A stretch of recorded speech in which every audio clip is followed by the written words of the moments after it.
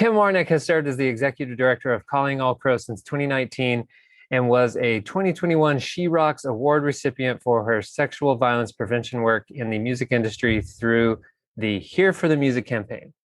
With more than a decade of sexual violence prevention and response experience and 7 years in the music industry, she is uniquely situated to begin and lead this work. After 9 years, after 9 tours with 3 artists, she's opted to get off the road and settle in Long Beach, California, a westward migration for spending most of her life. After spending most of her life in New Hampshire and Boston, she holds a BA in sociology from Harvard University, where her studies focused on social movements, organizational culture, and conflict and peace building, including an intensive study in Rwanda. So Kim Warnick, welcome to the Live Sound Summit. Thank you. Thanks for that introduction. And thanks for everyone who stuck around from what sounds like a pretty long day. Really appreciate to still have you with me here. I'm excited for you to talk to us about something that's completely different and yet 100% still part of our work, right? Yeah. I'm not going to say anything else about it. So the floor is yours. Okay, wonderful. I'm going to go ahead and share my screen over here. And so this, I do have slides, but I promise it's interactive. I won't just talk at you the whole time, but I think it's nice to have the visual for folks who want to see that. So I get that going here. There we go. So a little bit about Calling All Crows. So we're a nonprofit. We work in the music industry, and we're founded by a musician and a tour manager back in 2008. And so sexual violence isn't the only thing we do. We're really focused on mobilizing music fans in change. So we play this connector role between artists and venues and festivals and other industry players, music fans, and then issue area experts, and run campaigns on a variety of issues. So we really know how to talk to a bunch of different people about issues that can sometimes be hard to talk about and sort of invite people into those conversations. But what we're here about today is our Here for the Music campaign. We launched that in 2017. So it's really by and for music industry professionals and fans to prevent sexual violence at concerts and at festivals. So we have more of a focus on the live side of the industry, and that's really where our bread and butter is here. And the goals of the campaign are to improve the industry's capacity to prevent and respond to sexual violence, really educate people on how to make our shows, festivals, and communities safer, and make anti-harassment work a standard part of safety frameworks. It is a safety issue more than sometimes it gets sort of put off to the side as like a women's issue, but it's a safety issue at the end of the day. And it can prevent us from doing what we all want to do, which is put together amazing shows and amazing events where people can connect and have fun. And harassment just prevents that from moving forward. And so that is what we're working on. So today, what we're going to try and do in this session is get a better understanding of what sexual harassment actually looks like and its prevalence in our industry, and then move on to learning strategies to safely and effectively intervene in potentially harmful situations. I am sitting here assuming most of you are not harassing other people. I don't think you would come to this session if you were, although, if you're trying to change your ways, welcome. But I'm assuming the best intentions here and that we're mostly bystanders, right, who might be witnessing this or personally experiencing it, but not doing this harmful behavior. So how can we each step up and really help to create safer work environments for ourselves, but also, fun show environments for patrons. We're going to spend a little bit of time on just some knowledge about contract clauses and policies that can promote or deter workplace safety and accountability. It's more just so that you're aware they're out there. We're not going to get drowned in policies here, but show you a couple samples so that you at least know that those resources exist. And then touch on some resources for safety advocacy, sort of networking around this issue. And so, at the end of each of those sections, I'll give space for questions, but feel free to ask questions along the way. And there should be some time at the end as well. So I would love to know sort of who's in this virtual room tonight. If you can share sort of what's your role, and not audio engineer, but your role is, are you employee? Are you freelancing? Do you own a company? Or do you manage people? Thinking about it like that, because that actually really matters for how the sexual harassment stuff works. So what is your role? And then what are you hoping to learn here today? What made you want to join this session? So if you can drop that in the chat, that would be great. And those questions are on the screen.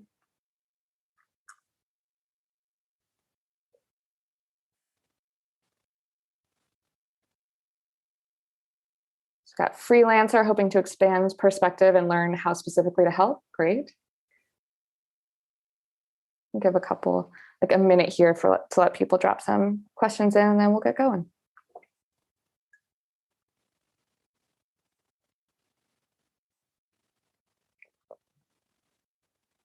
Freelancer, always looking for ways to look out for issues and advocate for myself and other women in the industry. Working one-on-one with people, want to be able to create safer spaces. Freelancer, crew and manager, employee and freelancer, to learn some new perspectives and stay on the smart path. Freelance, so a lot of freelancing. You'll understand why I asked this question soon. How to be part of the solution, expanding understanding of how to create safe workspaces. Great, we can continue to drop those answers in the chat, and I'm gonna keep us moving. And thanks everyone for being here. So what is sexual harassment? I'm going to do a little bit of talking at you for a moment, and then we're going to dig into like some actual specific behaviors and get you all to sort of contribute to that conversation. So I want to start by talking about like how frequent this is. How is it showing up at actual events? So we did a survey where we asked music fans. So this was fan facing, but industry professionals could respond as well, to ask if they'd been to a music festival in the past 5 years and whether they experienced harassment or assault. So of all the people that we asked, 686 had actually been to an event in the past 5 years. I'm not entirely sure why the other people took the survey, but here we are. And these folks reported 1,006 incidents of harassment or assault. So sometimes we get the question is like, oh, I didn't know this was a problem in live music, that harassment was happening. 686 people reported 1,006 incidents. And there were, to be clear, people who had never experienced it. So what we're seeing is that people are experiencing multiple incidents of harassment and assault. So this included groping, coercion, following, stalking, being drugged, raped, sexually assaulted. So there was quite a variety. We did ask about things beyond sexual harassment, other forms of harassment as well.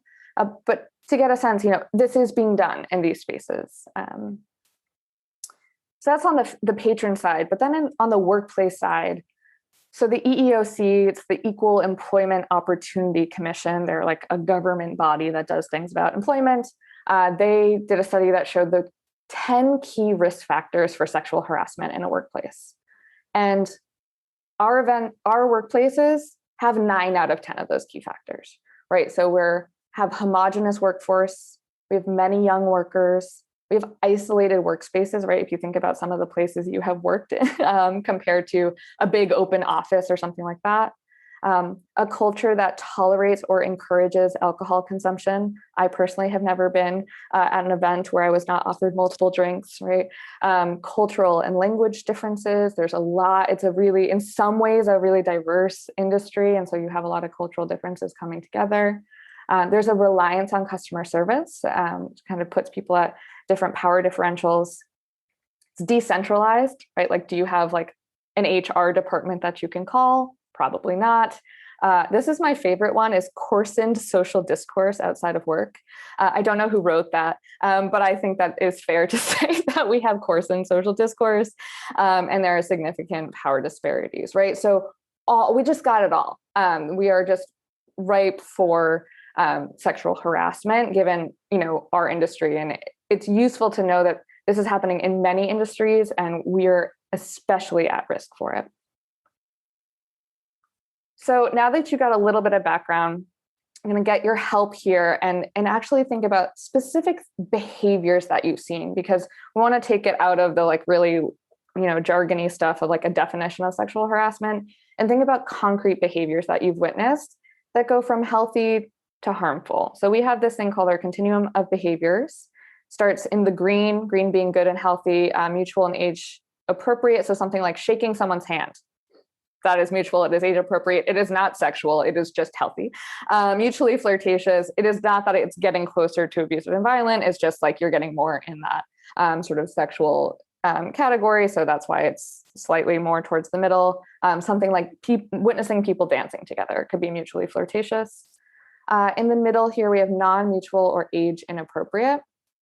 I do want to name that age inappropriate is not a judgment on age gaps, but there is a legal age of consent. And we do have laws and sort of like socially accepted ideas of how old someone needs to be to engage in sort of anything sexual in nature. So it's not like a judgment of a 10-year age gap or something if someone's, 30 and 40, but, age inappropriate, a 16-year-old is age inappropriate to someone who's even in their 20s by our laws. So that's what we mean by that. Harassment is our next category. So things like catcalling, and then getting to abusive and violent. So what I'll ask you to do is go ahead and put some things that you've actually witnessed. I'm not asking you to share your own experiences of harassment or anything, but when you're working, whether it's seeing people in the crowd, seeing people that you work with, what behaviors have you seen that fall under these? And go ahead and just put whatever the category is before it. So you can put in the chat something like mutual, flirt, dancing together, like that. And go ahead and just send me one or two specific behaviors that you've seen while working, and think about real scenarios. And part of why we do this is so that it helps us get better at actually recognizing what is healthy and what is harmful by thinking about real scenarios that we've seen. I'm going to type these in as you send them. So a hug between colleagues. I'm going to go ahead and just put that as mutual.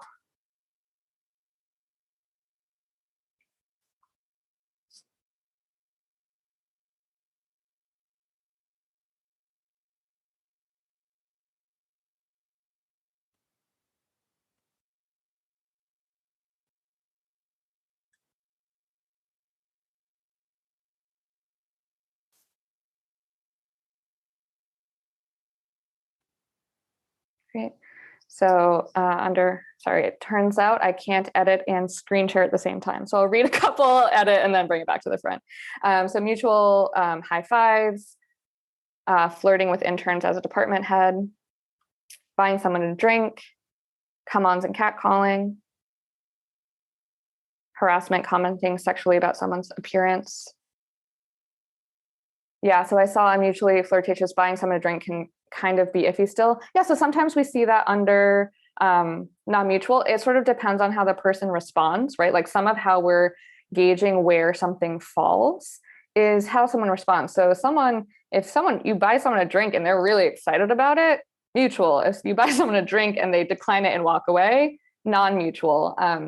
But I also just want to name that like non-mutual it's not harassment. So you don't have to feel like just because something falls under non-mutual, it's inherently as bad as harassment. It's continuing that behavior that would lend it to being harassment, right? So buying someone a drink, they walk away, you walk away, nothing more goes on, non-mutual. But if you then bug that person, like, oh, why didn't you accept my drink, or try and buy them again and be pushy and insistent, that's when you're, sort of moving into harassment territory. So we have here, similar age colleagues motivating each other to drink more. Okay. Catcalling a female rigger while in the air. That accused was fired on the spot. Oh, well, that's nice. It's rare to see immediate consequences for actions. Persistent passes when the recipient shows zero interest. Yep. So that like persistence is a big part of what puts something into harassment. Yeah, so you guys have a pretty good sense for it. So I want to reiterate something here is that the way we figure out where something goes on the continuum is by paying attention to the person who's experiencing the behavior. So for example, we sometimes see catcalling show up in a couple different places on this continuum. We'll see it in non-mutual, in harassment, and even in abusive and violent. There's not a right answer to this. This is not a legal document, right? We're not trying to say, is this something or not?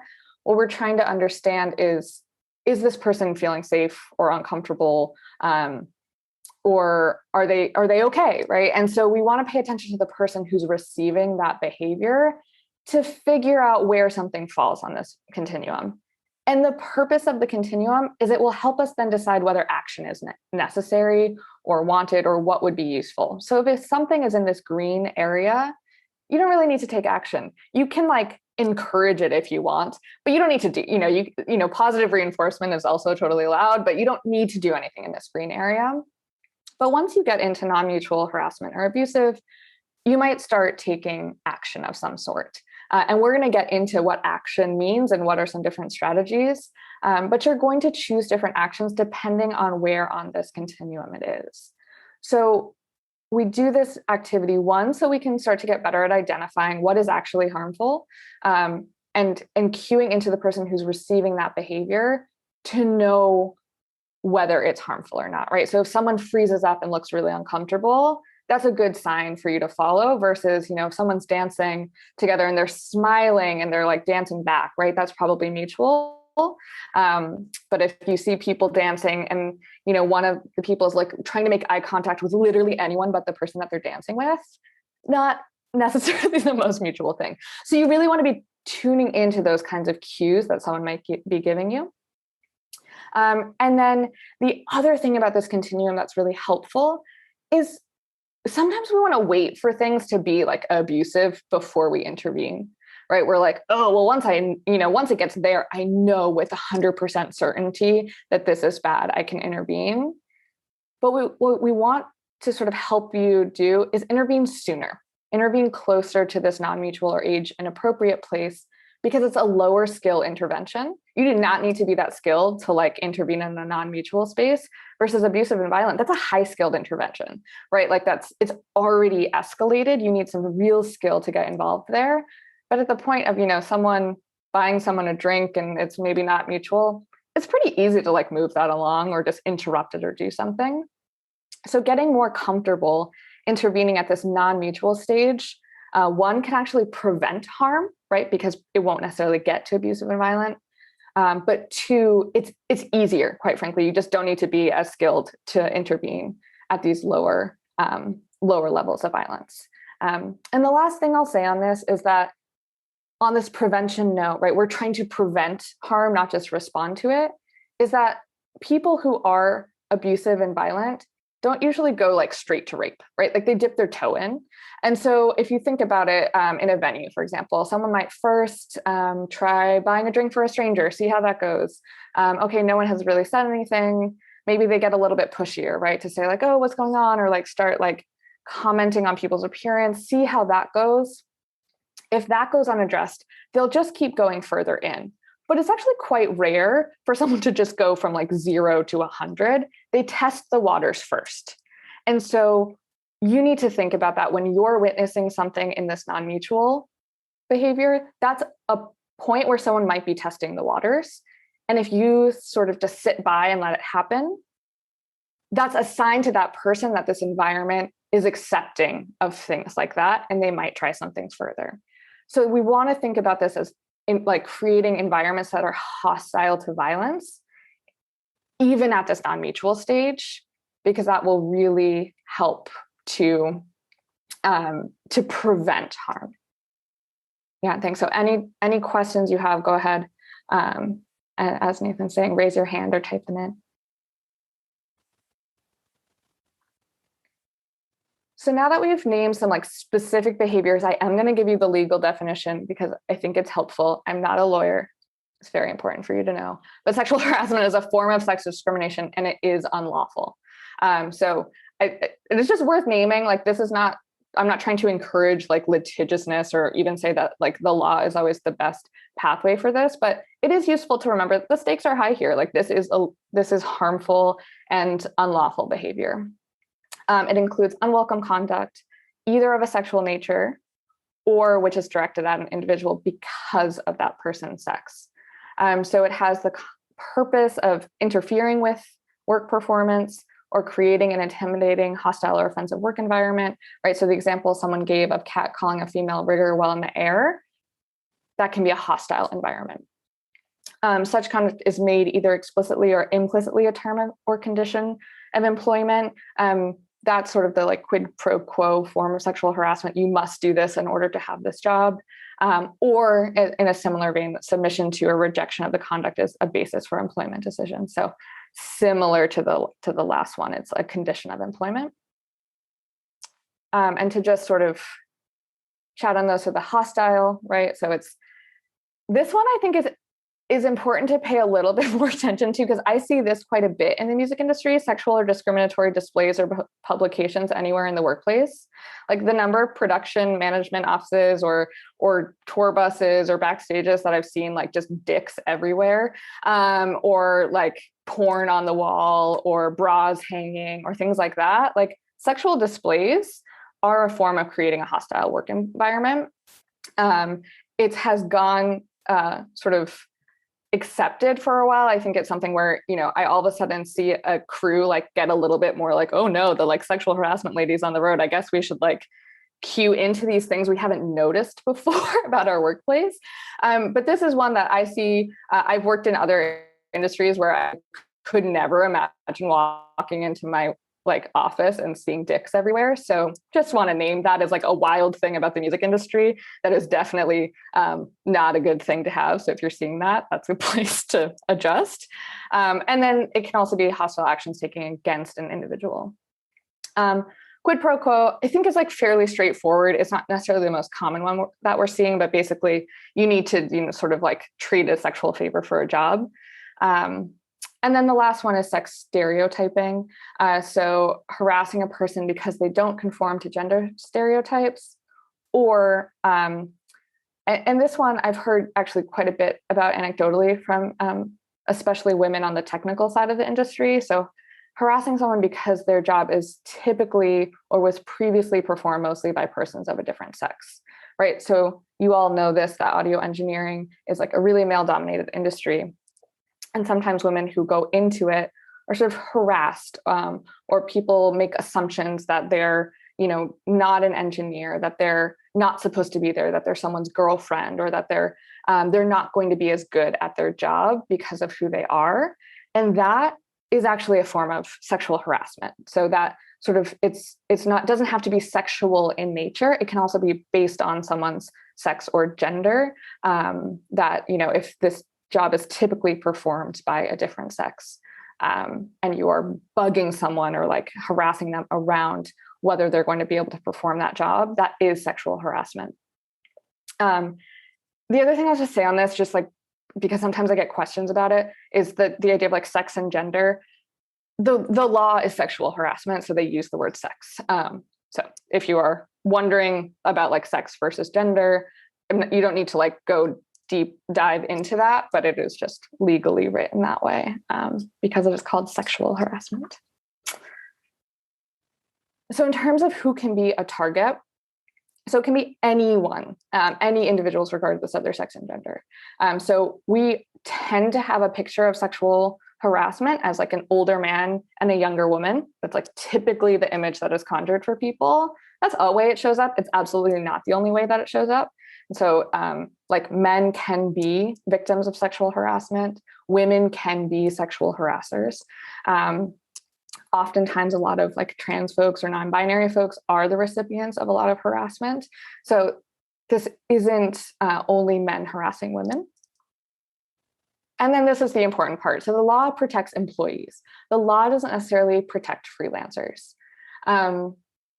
That is a really big gap in just employment law generally in the US, especially as like gig work and freelancing becomes more and more common, is that these laws aren't necessarily going to protect you. It does not mean that we shouldn't provide safe work environments.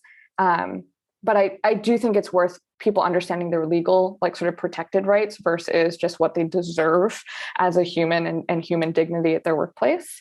But if you are a freelancer or your colleague is a freelancer and someone harasses you or them, and you want to take legal action, it is still worth talking to a lawyer. Oftentimes there can be a case that you are misclassified as a freelancer. There's been a lot of talk about that. In some states have actually created exceptions to that employee mandate and harassment law. So New York is a place, for example, where freelancers have more protections under the law for sexual harassment, even though they may not be an employee. That's a little technical, but I think it is really helpful for people to understand that you might be extra vulnerable because you might not have legal protections in place. And that's, for us, a lot of our motivation behind really doing education around prevention, because the law isn't always on the victim side here. In terms of who can be the perpetrator, this is actually way more broad, and I don't think people always realize that. So anyone in a workplace can be a perpetrator. It can be a coworker, a supervisor, a manager, but it could also be an intern, a vendor, a customer, a contractor. People are responsible for creating a safe work environment from everyone who enters that work environment. So if and we see this a lot, oftentimes patrons harass local crew, or traveling crew. And that is something that is part of your work environment and is also sexual harassment. Just, it doesn't matter if it doesn't come from your own colleague or supervisor. And then this last technical part before we get into some actual scenarios is where can workplace sexual harassment occur? So this can occur whenever and wherever employees are fulfilling their work responsibilities, which doesn't just include like literally during the show or setup. It can include employee-sponsored events, conferences, office parties, offsite, or during non-work hours. This is especially important, again, when we think about our industry. If you're on a tour, most of the time you're on that tour is your workplace, unless you like go off site to a bar. So even when you're not working, you deserve a safe environment that is part of your workplace agreement, right? So if you are on a tour bus, even when you're not working, that's part of your work environment. If you're, in the green room having drinks backstage or something, like those are all parts of your workplace. So even if you're not technically working at that moment, it still is part of your workplace. Do we have any questions on the what is sexual harassment? Where is it before we get into some scenarios?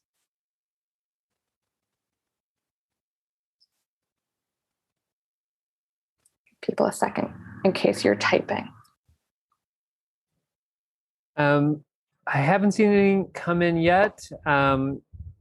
So I think we're clear, but yeah, okay. If we want to give people another couple of seconds just to see if anybody's going to put their hand up. Cool. I think it's all been clear. Wonderful. Thanks, Kim. Yeah, of course. So let's get into the good stuff. So intervention strategy. So again, we're giving the benefit of the doubt to everyone who's here that we're most likely bystanders to this. So what we want to ask is sort of what stuff, what holds us back? Like when you have witnessed something going on and that falls anywhere, remember that continuum from like non-mutual to abusive or violent, what has held you back from intervening? And go ahead and drop it in the chat. So it could be, for example, sometimes I don't intervene because, and I feel bad to say this, but I do not have time. I'm like on my way to somewhere and I just like can't be late and I don't stop. So time can be something that holds us back. What are some other reasons where so it's no big deal, or worried, you might make it worse? Not knowing the details of the two people, absolutely. Like you are a bystander, you don't know everything about what's going on. What else holds us back?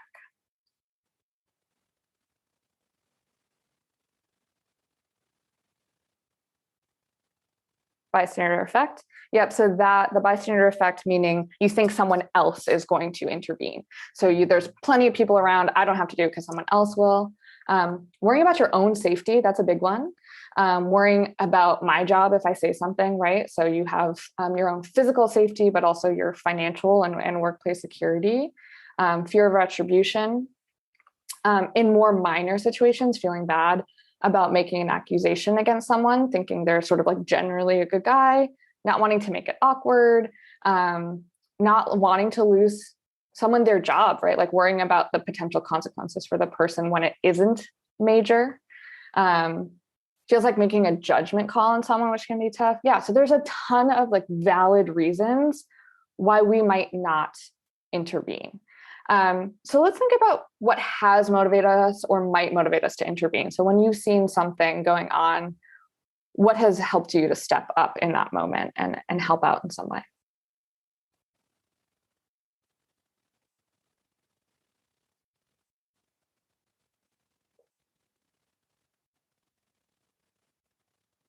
So knowing that it will likely get worse or not stop if you don't. Clear acts of violence or need for self-defense, totally like when it becomes really clear.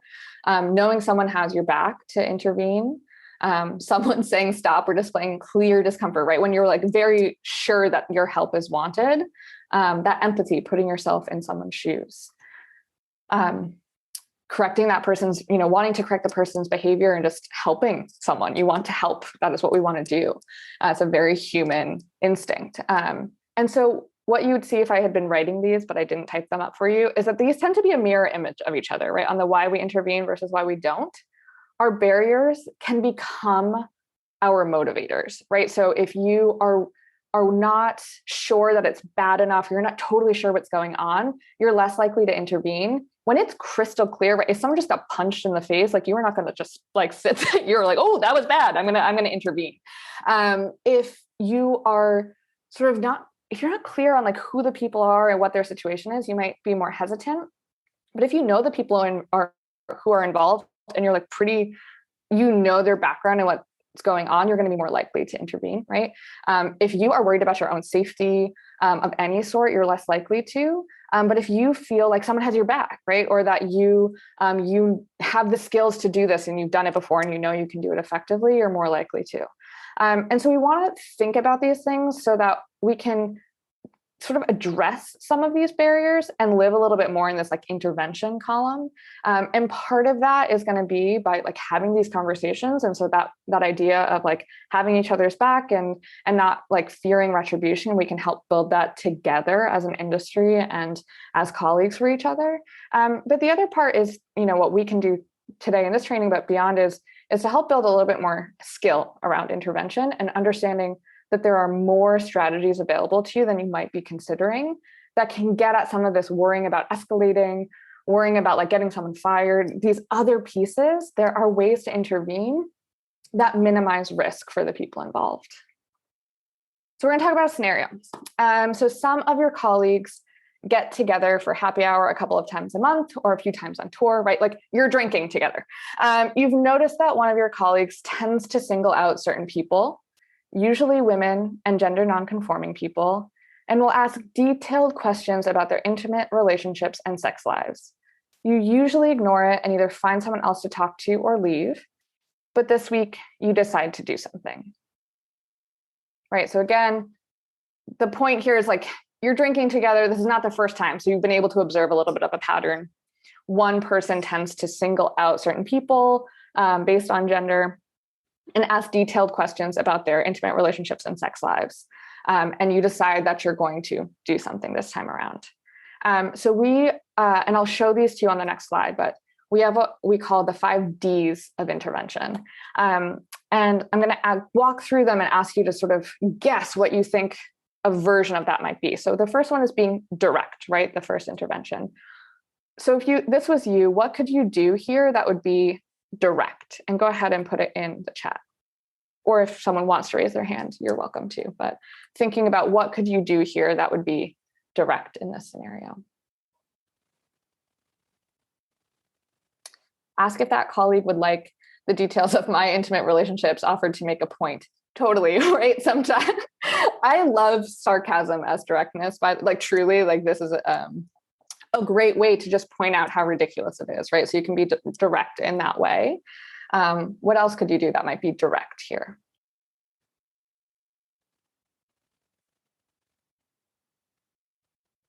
This is the easiest one. Just tell them to stop. It's not the time. Exactly. Direct is like notice. Yeah. So ask them if they notice the same behavior that you notice. But yeah, so direct is directly addressing it in the moment. So you're not like skirting around the issue. You're just saying like, hey, did you notice that this is what's going on? This seems strange. Stop it. This is not the time. Go to the extreme to like show how what they're doing is ridiculous, right? So that's direct. What do you think delegating would look like here? How might you delegate in this situation if this is you?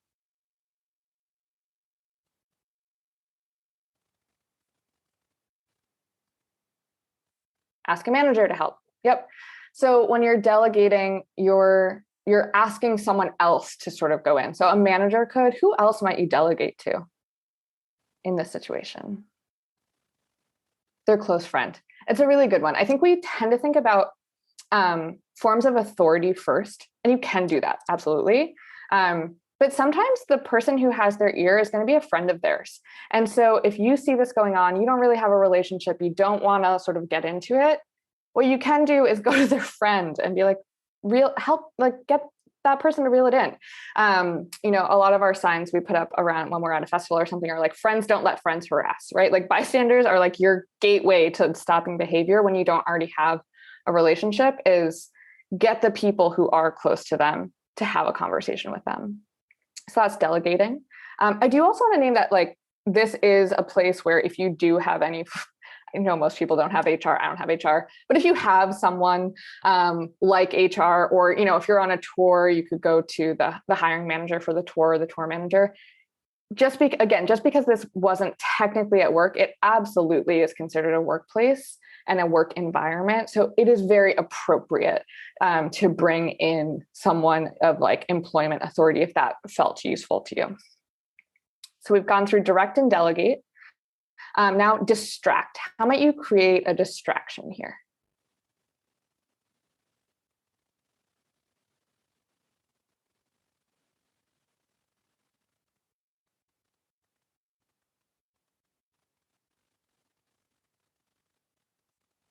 Call them over to engage in your conversation instead. Yep.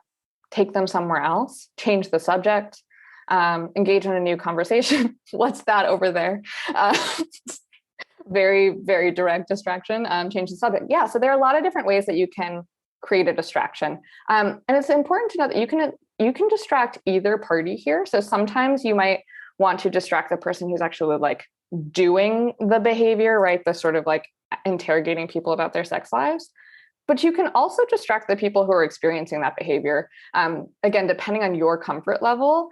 So I sometimes might not want to like put myself in the middle of like someone who's harassing someone else, and like then be stuck in a conversation with them. Like that sounds horrible to me personally, but I would feel comfortable sort of like distracting the people who are being sort of interrogated in that way. So you want to think about, again, who you are, what skills do you have, what's your comfort level, but distraction is a really nice strategy when you don't want to start a confrontation, when you just want to move it along, right? Because this is about getting someone to safety in the moment. That's what these interventions are about. And it's fine to just get through it and get someone safe in that moment. That is a really good thing. And it is worthwhile to do. And so you can, again, in this situation, you might know the people, you might feel really comfortable distracting the person who's doing this. Sometimes physically removing, not like with your hands, but, being like, hey, will you come over to the bar and order another round with me? You distract them by actually taking them away from the situation can be really powerful if you're able to do that, and gives people some breathing room to sort of get away from that. But just changing the topic can be really powerful too. So we've gone through direct, delegate, and distract. Our fourth D, these are not ranked in any order. It's just what order they're coming to my brain. The fourth D is delay. This one is less obvious. We just needed it to start with D, but it's a delayed intervention. So it's checking in after the fact. So if you were thinking about that and you were going to check in with the folks who were sort of being interrogated, what might you ask, or how might you check in with people if you had seen this after the situation had sort of passed? That was weird, right? Yeah, it doesn't did that bother you? Yeah. And what I'm trying to do by like getting you to say the actual words, this does not have to be the world's biggest deal. You do not have to be a therapist to like check in with someone, right? Being like, that was weird. Are you okay? Did that bother you? Yeah. And asking if they're okay. So this is really underrated and really powerful. So one, yeah, you're just pointing a finger at the person and making a questioning face. Yes. And so what we do by sort of checking in with someone after you witness something like this is you make them not feel crazy, right? Is that like some of this happens all the time. And so for me, like I've lived in cities for like over a decade now. And the pandemic has been a wild escape from catcalling. But for the longest time, like I couldn't leave my house without being catcalled. Like it's so pervasive in cities that I like walk around, people just catcall you, and it's weird and normal, and no one ever says anything. And so I just feel insane. I'm like walking around being like, this is just how we do this. And literally no one has ever stopped and been like, hey, that was weird. Are you okay? And that is so easy and takes so little of your time to just check in with someone and say like, hey, that was weird. Are you okay? Did that bother you? Is there anything you need right now? You don't need to like belabor the point. You don't need to stick with it for a while, but it can make someone feel like a little bit more supported and a little bit less insane. And it also signals, like usually people witness that, right? Like many people saw that interaction happen, but people might also see you go and check in afterwards, and people notice that, and you're going to start sort of being identified, one, as like a safe person that they could proactively ask for help. But two, it can also signal like, oh, that wasn't actually okay, right? Because remember that we're thinking about how do we sort of signal environments that are safe or unsafe. If no one does anything and just stays silent, including after the fact with this, those women and gender nonconforming people are going to feel like no one there has their back. And they're not necessarily going to keep going to those happy hours or feel safe in doing that. You're going to see people drop out. Right. And so even if in the moment you missed that chance or you didn't feel comfortable, if you check in with them after the fact, that's going to make someone feel safer with you and maybe even feel safer participating moving forward in that work. Sometimes people ask whether delay works for like the person who's doing the harmful behavior. Our general recommendation is that like unless you with them or some sort of like formal supervisory role, we don't recommend it. So if it's just a stranger to you, like engaging harassers after the fact that you don't know, like one, is not very effective. They're not going to they don't know you. They're probably not going to listen to you. And two, might actually put you at risk. So we really say like focus on the person who experienced the harm. It would be funny to say, hey, that was weird, right? What you just did was what weird. You did was weird. Yeah, I mean, you could. I would not recommend it because it's a waste of your time versus the person who experienced the harm is probably a good use of your time. Okay, our last D. So we did direct, delegate, distract, delay. Our last one is document. That's what it sounds like. It could be taking a photo, taking video, or actually writing down the account. You should do the other ones first. Like, don't go straight to document. But sometimes you can't do one of these things, or sometimes you might delegate and then be able to document. The point of documenting is it's especially important in workplaces because if someone did want to take action, having documentation will be able to support them in doing that later. But also it can, depending on what the case is. So we see this if you're making a report to security or something like that, and you're trying to like point out a person. I can't describe a person to save my life. So if I had to like be like, oh yeah, the person who's like this height with a face, like good luck finding that person. But if you are able to take a photo, you could at least then say like this person did the harassing. So documenting, used judiciously, you don't need to like go wild with documenting, but it can be useful if someone does want to sort of make a report in some way. But the really important thing about documenting is like, don't think of that as your own. Think of it as belonging to the person who actually experienced that harassment. So it's up to them whether they want to report it. Unless your workplace requires you to report things, you really can leave that decision to the person who actually experienced that behavior. And so if you do document it, just go over it and be like, hey, sorry that happened. I got this photo. Do you want me to send it to you or do you want me to delete it? And just let them make that decision. But again, it can be useful, but it's not as useful as the other things. So try and because it doesn't do safety in the moment. So try and do the other things first, but documenting can be helpful in this sort of long-term changing environments. So those are our Ds: direct, distract, delegate, delay, and document. And they're really helpful in different situations, right? So we're going to go through another scenario. We won't go like as rigorously through each of the Ds. I'm just going to ask you to think about what you might do. But the practice of going through each of them can be really good in helping you to understand that there's more tools available to you than just like jumping in and saying, don't do that, or jumping in or like making a report to someone. There's a lot of tools at your disposal. So here's another scenario. You were walking backstage after a set wrapped and noticed that someone with artist credentials is talking animatedly to a GA patron off to the side. The patron is under 21, which you can tell because the X on their hand, and other people seem to have cleared out of the area. So you're walking backstage, set's wrapped, you have artist credentials and GA patron under 21. it's sort of isolated. What might you do here?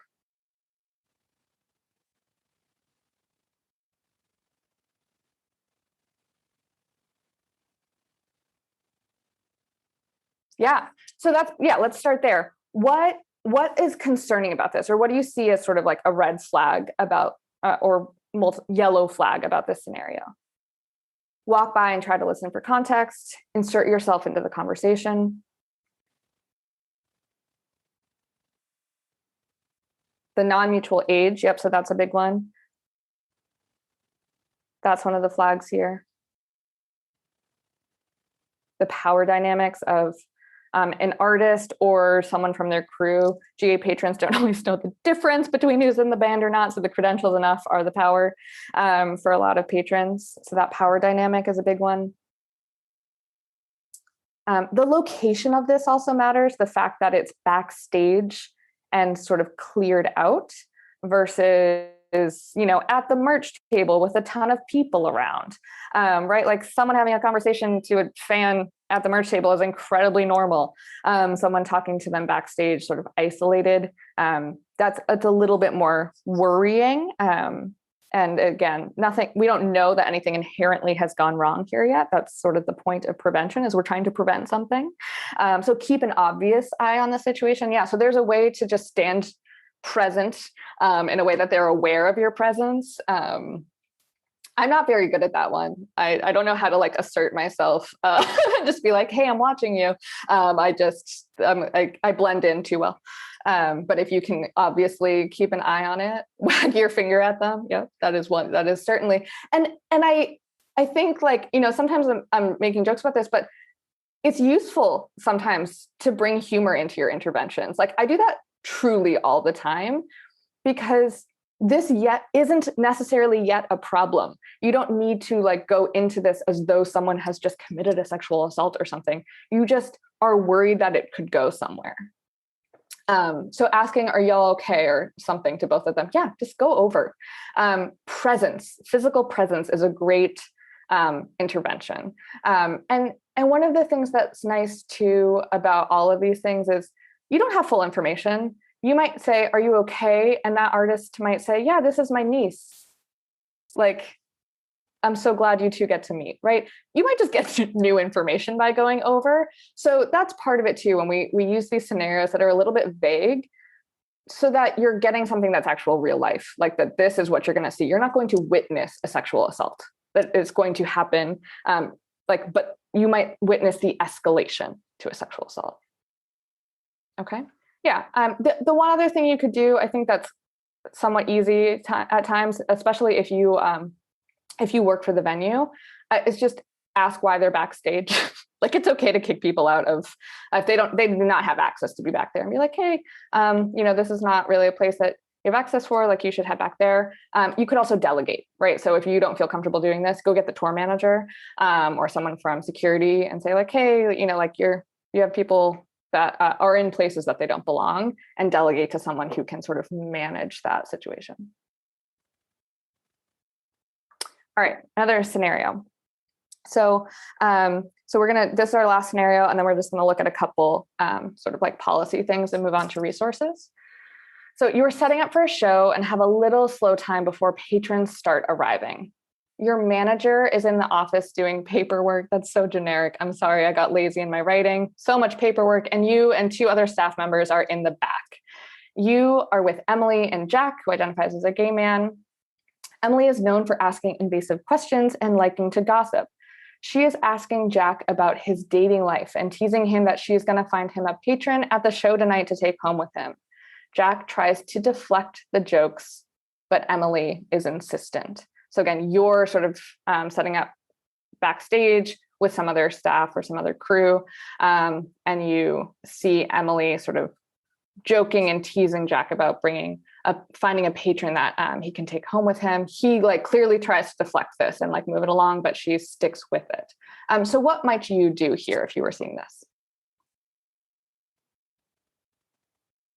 Assure Jack when you're alone that he's totally able to make his own decisions and you'll have his back. Yeah, so that delay, right? Checking in after the fact and giving that extra support. Emily, he isn't interested, give it a rest, direct, we like it. Direct, hey, cut it out. Yep. Take Jack for a walk. So create a distraction, bring Jack somewhere else. Yeah, so there's a lot of different things that you can do here. And I just, asked Jack to give you a hand. This is one of my favorite things, like distraction by just like making up, just lying. I don't know what it is that I find extra funny about just like making up things as distraction, but being like, I have this urgent thing. I really need your help. Come over here, and just being, I just was seeing if you're okay. I just had a long conversation about like being able to distract police away from things by just lying that you have an urgent thing. So there's a lot of places where like you don't have to make up an elaborate story, but you can just ask for help somewhere else to get someone out of a situation and give people space. So those are things that you can do pretty easily.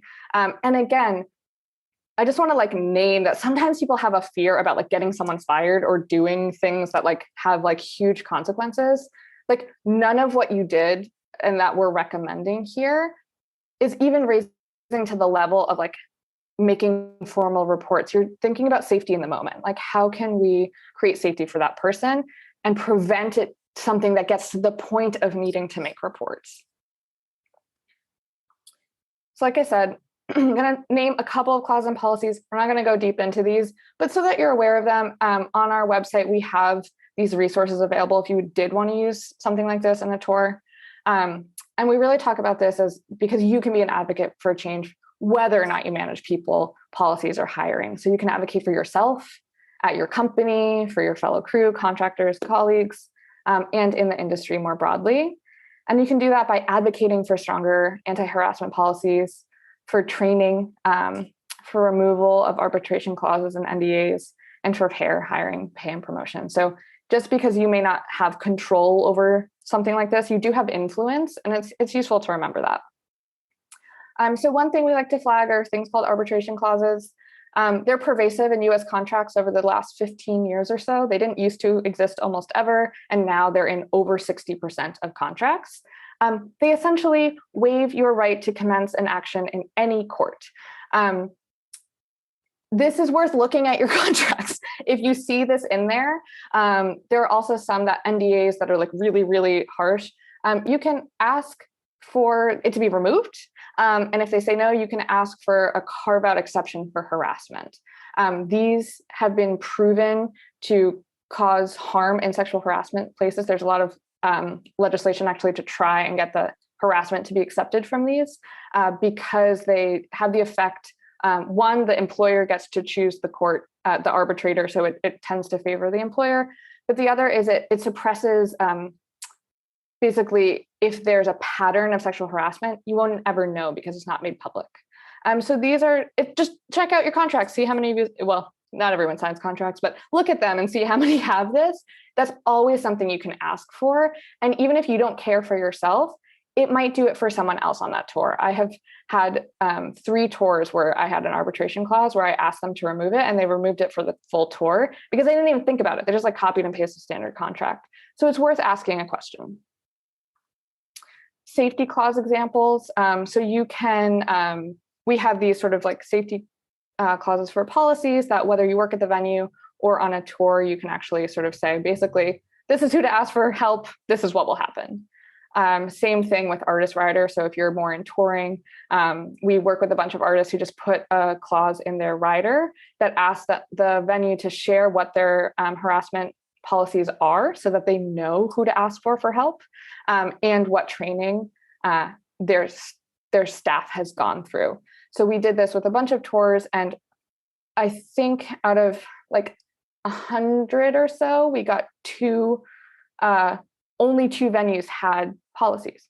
But what happened by us just asking the question was 5 people went and made policies. So again, asking questions, advocating for change, a lot of people aren't paying attention to this. You can put it on someone's radar.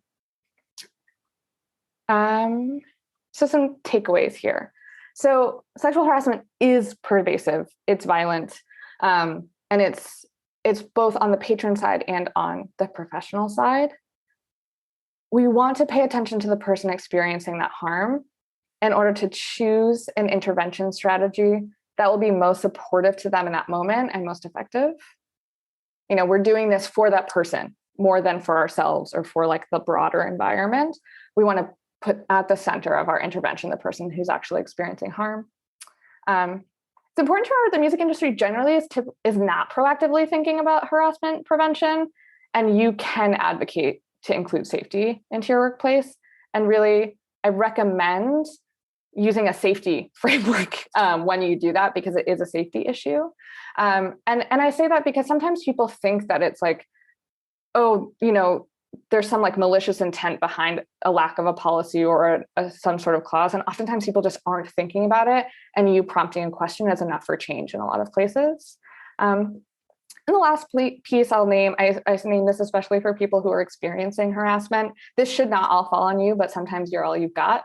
And so finding ways to try and advocate proactively before things get violent can go a long way to making your workplace more comfortable and safe, and where you can actually do your freaking job instead of worrying about all of these things. And just some resources here. So for support, we recommend there's the National Sexual Assault Hotline for people who prefer texting. There's a crisis text line. For additional learning, we actually have a full training that goes much more into this and through different scenarios. So that's on our website, callingallpros.org.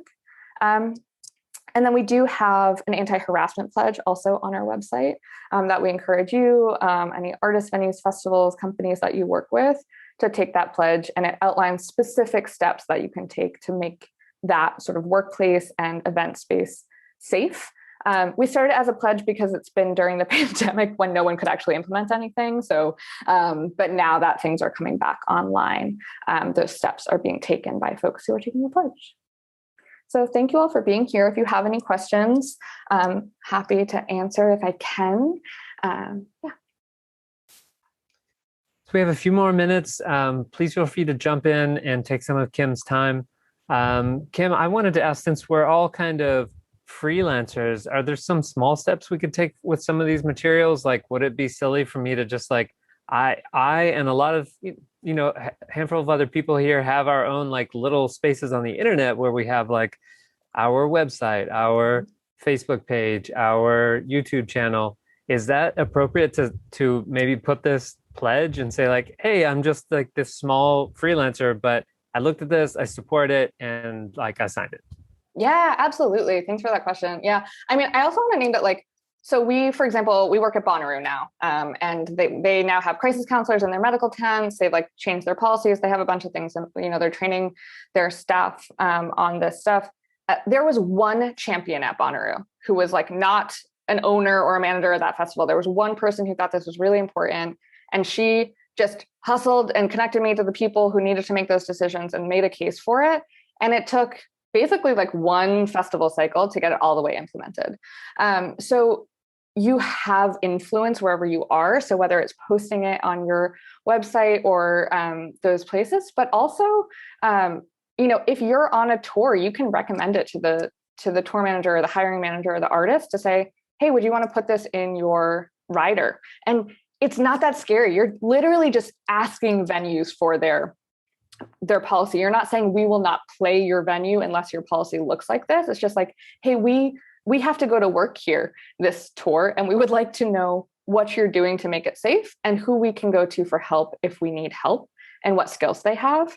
And that question puts it at the forefront of their mind. And if they're not paying attention to it, you can encourage them to sort of check out resources that we have. So there are lots of little points of influence that you can have, even if you are not the sort of decision maker there.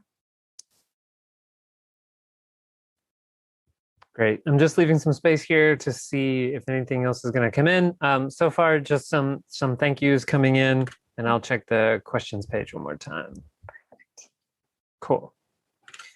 Okay, Kim, this has been really great. Thank you so much for helping us wrap up like a really long but fun and successful second day here at Lysound Summit.